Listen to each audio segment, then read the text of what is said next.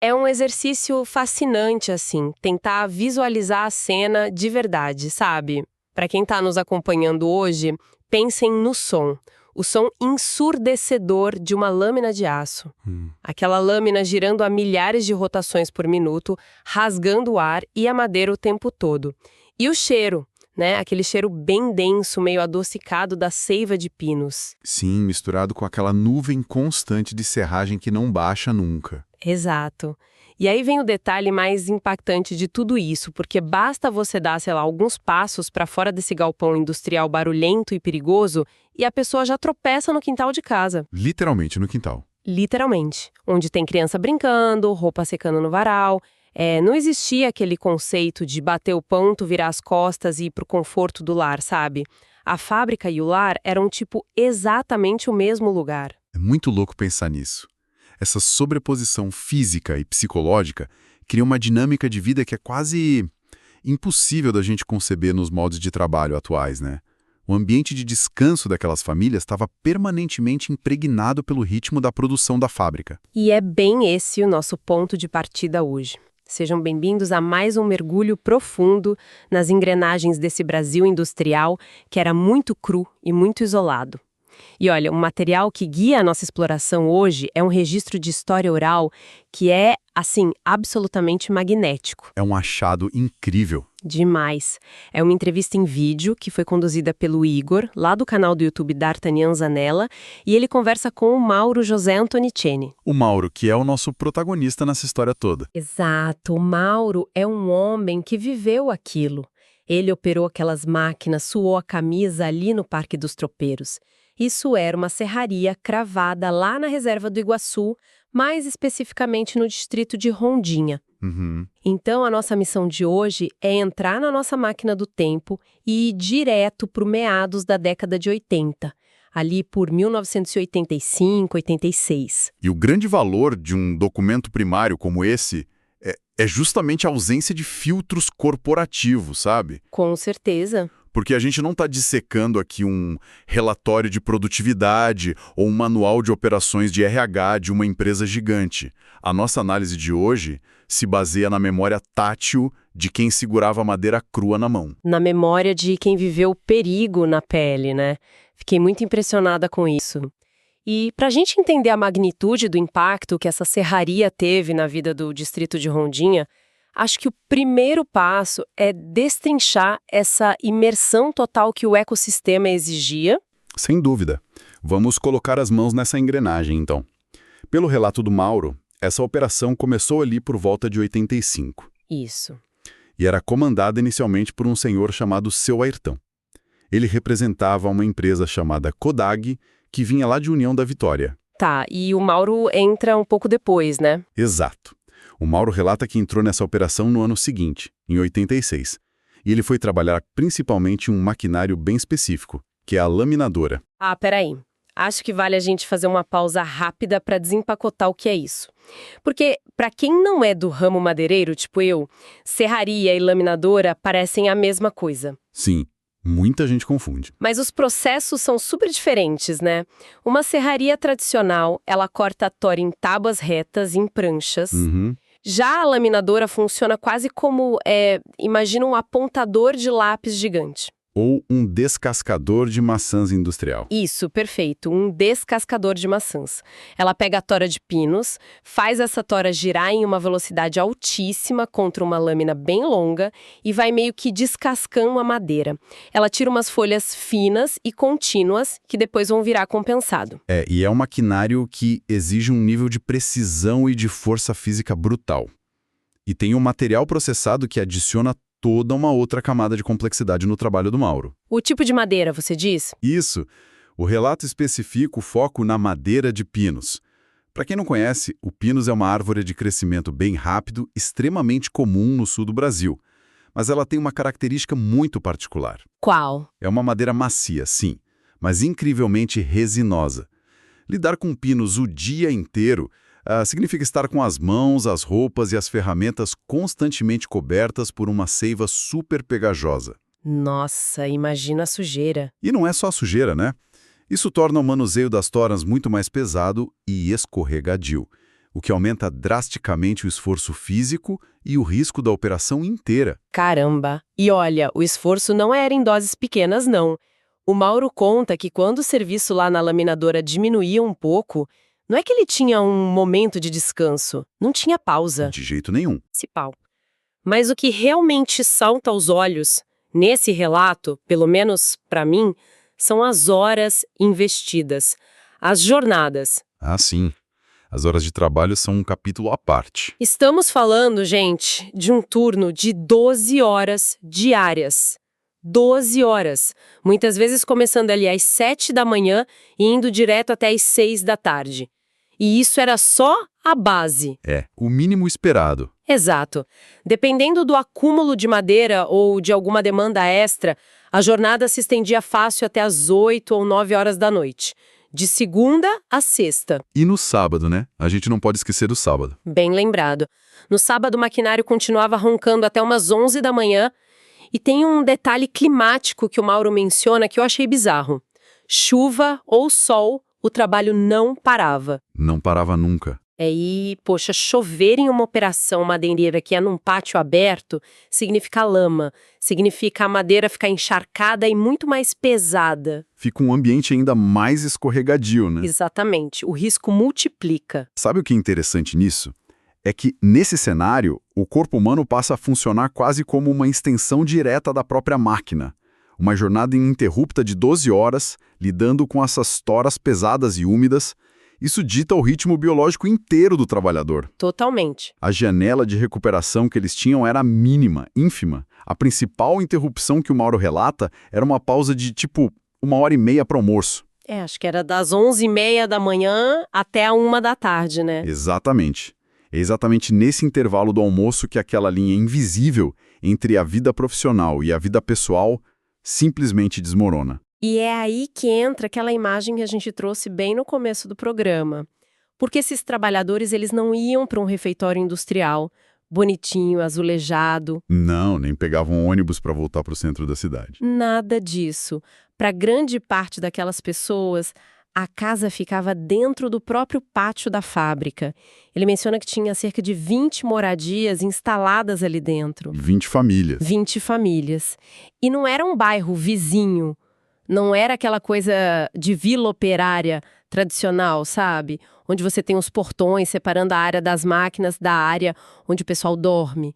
As casas dividiam o mesmíssimo espaço físico que os caminhões e as serras. Esse formato é o que a sociologia muitas vezes chama de enclave industrial. É a formação de uma microsociedade. E o negócio é tão profundo que os nomes dessas famílias ficam gravados na memória local para sempre, né? O Mauro traz à tona no vídeo os Bezervando, a família Félix. O falecido seu Chico Barbicho, ele cita. Isso. O pai do Juro também. São clãs inteiros que criaram raízes ali, literalmente no meio da serragem. E o fato de não existirem regras formais ou contratos complexos para habitar essas casas revela uma estrutura muito orgânica.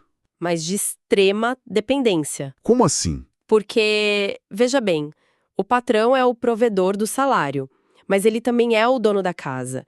E muitas vezes é a única autoridade no raio de muitos quilômetros. Nossa, verdade. E dá para traçar uma analogia muito peculiar aqui para quem está ouvindo. É como se fosse o conceito moderno de home office, só que aplicado de trás para frente, sabe? Na pior versão possível. Sim, na versão mais extrema e ruidosa. Hoje as pessoas levam o computador e o trabalho para a tranquilidade da casa delas.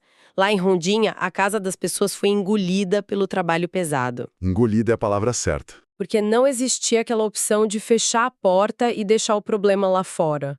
O vizinho de porta é o mesmo cara que opera a serra do seu lado. A criança ali brinca na sombra de uma pira gigante de pinos e a pressão de produzir não acaba quando o sol se põe. A separação psicológica deixa de existir por completo. O senso de comunidade se funde com a cadeia produtiva da fábrica. Entender essa fusão nos ajuda a entender o poder colossal que essa instalação exercia sobre toda a região ali. E era uma dependência muito brutal. Não era só física, tipo de morar no mesmo lugar. Era o coração financeiro do lugar inteiro. O relato do Mauro deixa muito claro que a serraria era a maior empresa e, a principal fonte de renda de todo o distrito de Rondinha. Se não fosse a única fonte relevante de renda industrial ali, né? Provavelmente era. Era um monopólio completo sobre o sustento local. A fábrica financiava o desenvolvimento daquele pedaço de chão, a cidade inteira girava em torno das engrenagens e das lâminas. Mas aí a gente precisa colocar uma lupa em um aspecto muito mais sombrio dessa história toda. Com certeza.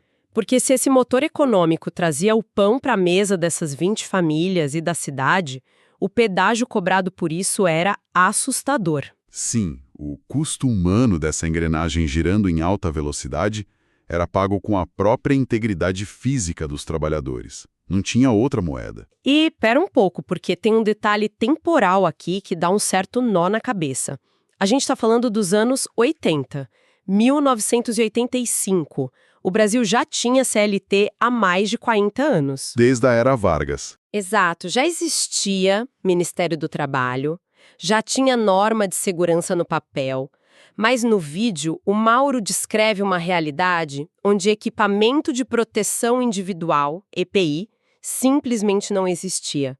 A única concessão de segurança que ele menciona é uma luva de raspa. Só a luva? Como que uma microsociedade inteira, nos anos 80, operava completamente à margem de qualquer norma de segurança, com as pessoas correndo risco de morte todo dia e não tinha intervenção de ninguém. Olha, essa é a grande diferença entre a lei carimbada lá em Brasília e a realidade de fronteira no interior do Paraná.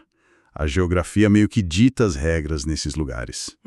Em comunidades muito distantes e isoladas, onde uma empresa só detém o monopólio da sobrevivência de dezenas de pessoas, a fiscalização do Estado é praticamente nula. A lei que impera ali é da necessidade imediata, a fome, né? Faz sentido. E sobre essa luva que você mencionou, esse detalhe é super revelador. Pensa bem, numa serraria ou numa laminadora, uma luva comum de raspa não protege a mão de ninguém de ser decepada por uma lâmina industrial gigante. Ah, não, claro que não. Rasga a luva e a mão junto.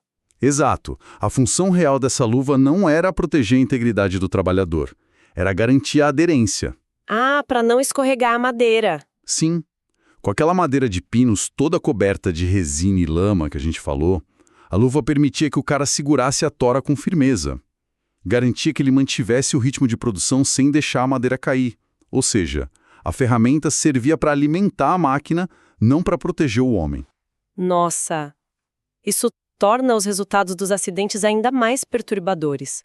O jeito que ele fala disso, o Mauro descreve os acidentes mais bizarros com uma naturalidade que chega a arrepiar quem está assistindo. Ele fala de forma muito calma, né? Muito calma. Ele fala de mutilações, amputações de dedos, de perder membros inteiros. Ele descreve uns esmagamentos horríveis, tanto lá na serraria quanto na laminadora. E, gente, ele fala disso como se estivesse comentando sobre o clima de ontem, sabe? Sim, ele usa umas frases tipo, aconteciam muitas coisas na época. É, bem assim. E é quase incompreensível para os nossos padrões de hoje. Imagina, hoje se alguém sofre um esmagamento no trabalho, a fábrica paralisada na hora. É isolada, vai perícia, vai sindicato. Naquela época não, o cara perdia o dedo e a roda continuava girando. Continuava. E sabe por quê? Essa naturalidade do relato do Mauro não vem de uma insensibilidade dele. Não é que ele é frio. É o resultado de um processo muito profundo de normalização do trauma. Entendo. Pensa no seguinte.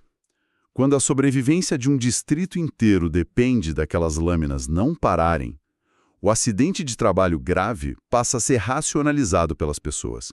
Vira um risco inerente, um pedágio rotineiro, algo inevitável. É o preço de ter comida na mesa. É isso. Se o colega do lado perde os dedos na terça-feira, o luto e o choque de todo mundo precisam durar pouco. Porque na quarta as contas chegam, a fome bate a porta e a laminadora precisa de alguém lá empurrando aquelas toras de pinos. A dualidade é muito extrema. A máquina que alimenta é exatamente a mesma máquina que mutila. Uau, é pesado. Mas, olha, essa máquina toda poderosa, ela não era imune ao tempo. A estrutura, que parecia super sólida, começou a mostrar as rachaduras. Como todo ciclo industrial daquele tipo. Pois é. E isso nos leva a olhar para a logística diária do pessoal e para o fim dessa era. Porque, como a gente disse, não eram só aquelas 20 famílias que moravam lá dentro, que trabalhavam na serraria. Tinha muita gente que morava fora do pátio, no distrito, e precisava ir todo dia até o Parque dos Tropeiros. Sim, tinha o deslocamento de quem não morava na vila. E hoje em dia a gente já imagina logo um ônibus fretado da empresa, passando para pegar o pessoal, né? Ou no mínimo um vale-transporte. É o padrão de hoje.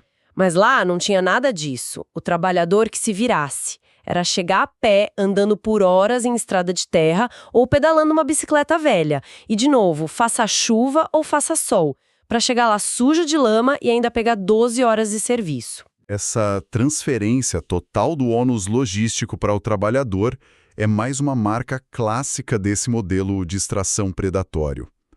O desgaste calórico e físico do cara começava muito antes da primeira tora ser cortada no dia. Imagina a exaustão. Muito. Caminhar quilômetros na lama para então depois iniciar um turno puxado de 12 horas exige uma resiliência física fora do comum. É o corpo humano no limite. E a recompensa por esse esforço hercúleo, olha só. O relato menciona que o salário na época do Mauro girava em torno de 800 cruzeiros. 800 cruzeiros. E a gente precisa dar um passo atrás para traduzir o peso financeiro disso. Para quem não viveu a economia brasileira de meados dos anos 80, o número sozinho não diz quase nada, né? Não diz nada. E era uma época caótica. Muito. Era a época da hiperinflação explodindo no colo do brasileiro. Estava a caminho ali do plano cruzado. O dinheiro literalmente derretia na mão das pessoas de uma semana para outra. Você ia no mercado e o preço mudava enquanto você estava no corredor. Era remarcação de preços diária. Então, ganhar 800 cruzeiros significava o quê? Significava um esforço colossal de andar na lama, correr o risco de perder a mão numa serra cega para receber um dinheiro que estava sendo devorado pela inflação todo santo dia. A pessoa se matava de trabalhar por uma remuneração que servia estritamente para não morrer de fome. Não tinha luxo, não tinha poupança. Essa urgência econômica que você descreveu ajuda a responder aquela nossa pergunta lá de trás, sabe? De por que as pessoas simplesmente não iam embora dali ou por que não denunciavam a falta de EPI e as condições de trabalho. O medo de ficar sem nada. Exato. O fator de retenção era o medo absoluto da miséria. E essa urgência alimentava um ciclo de vida corporativo muito peculiar naquela serraria. O que fica super evidente quando a gente olha para as trocas de comando da empresa ao longo dos anos. Ah, sim. O controle daquele pátio virou uma verdadeira dança das cadeiras corporativa. Começou, como a gente falou, com o seu Ayrton lá da Kodaga. Aí, pouco tempo depois, as operações foram vendidas para uma outra empresa, a Sergripin, que foi a dona do pedaço por muitos anos. O Mauro mesmo conta que trabalhou lá por mais de década, atravessando todas essas fases e trocas de chefia. Uma vida inteira ali dentro. E, por fim, o controle passou para as mãos de uma terceira, a FT Lucas. E foi durante a gestão dessa última que a serraria respirou por aparelhos até, finalmente fechar as portas de vez. O que explica, na sua visão, essa troca constante de donos num negócio que, em tese, girava tanto dinheiro para a região? Olha, o ciclo de vida das indústrias extrativistas, especialmente em locais isolados, segue quase sempre esse mesmíssimo roteiro. A primeira empresa, a pioneira, que foi a Kodak nesse caso, ela entra e assume o risco maior. Tá. É ela que constrói a infraestrutura base. Então ela levanta os galpões, constrói aquelas 20 casas do pátio e desmata as áreas mais próximas e mais acessíveis. Por causa disso, ela tem o maior pico de lucro inicial. É um dinheiro rápido. Mas aí as coisas começam a complicar. Sim. Quando o maquinário começa a ficar obsoleto e vai exigindo uma manutenção muito cara. Ou então, quando a madeira mais fácil de tirar ali da volta já acabou, forçando a empresa a buscar toras cada vez mais longe. Aí a logística encarece e a operação perde a margem de lucro. Entendi. E é bem nesse momento de queda que eles vendem e passam o problema para frente. Exatamente. O modelo de negócios deles é extrair o máximo de valor até o ponto de inflexão. As empresas que vêm depois, como a Sergripin e depois a FT Lucas, elas entram tentando espremer a rentabilidade de um equipamento que já está desgastado e de uma floresta que já está ficando longe. É um jogo de empurra. Até que chega um ponto em que a matemática simplesmente não fecha mais. O maquinário enferruja de vez, o mercado de madeira flutua, A inflação bate e a última empresa a sentar na cadeira é a que precisa apagar as luzes, demitir todo mundo e trancar os portões. O fechamento sob a FT Lucas não é só uma falência qualquer ou o fim de um CNPJ, sabe? É o colapso do único pilar econômico da comunidade. É a ruína de Rondinha. É um impacto sísmico para eles. E, sabe, o que me surpreende ao absorver tudo isso, cada detalhezinho dessa história, é que mesmo sob uma pressão tão absurda, a gente está falando de poeira constante, barulho, risco de ser mutilado, inflação corroendo o salário da semana. Um cenário caótico. E, mesmo assim, o relato do Mauro transborda um senso de comunidade muito, mas muito latente. As lembranças que ele tem das famílias, a convivência todo dia ali naquele pátio, os laços humanos que foram forjados num ambiente super inóspito parecem muito profundos e verdadeiros. É incrível como isso acontece, né? O cenário de adversidade extrema frequentemente atua como um catalisador para a coesão social das pessoas. Quando seu vizinho é a mesma pessoa que te ajuda a erguer uma tora de dezenas de quilos e as famílias compartilham o mesmo medo de alguém não voltar para casa por causa de um acidente... Eles dividem a mesma poeira do pátio todo dia. Exato. Isso cria uma rede de solidariedade silenciosa. É o legado humano daquela época que resiste à oxidação de todas aquelas máquinas. A fábrica faliu, mas a comunidade que se formou ali não. Hoje. E ao juntar as peças desse nosso mergulho nos arquivos orais, o quadro final que se forma é o de um Brasil profundo, né? Muito distante das mesas e dos escritórios acarpetados das capitais. Muito distante, é uma outra realidade. Nós vimos como era o dia a dia de quem acordava no meio de um pátio industrial, a poucos metros de uma lâmina gigante pronta para devorar as toras. Exploramos essa dinâmica exaustiva de 12 horas de esforço físico, do pessoal indo de bicicleta debaixo de tempestade, em troca de um salário que a inflação comia solto. É um sacrifício gigantesco. E principalmente a gente olhou de frente para esse choque brutal entre o desenvolvimento econômico de uma região isolada e o preço pago.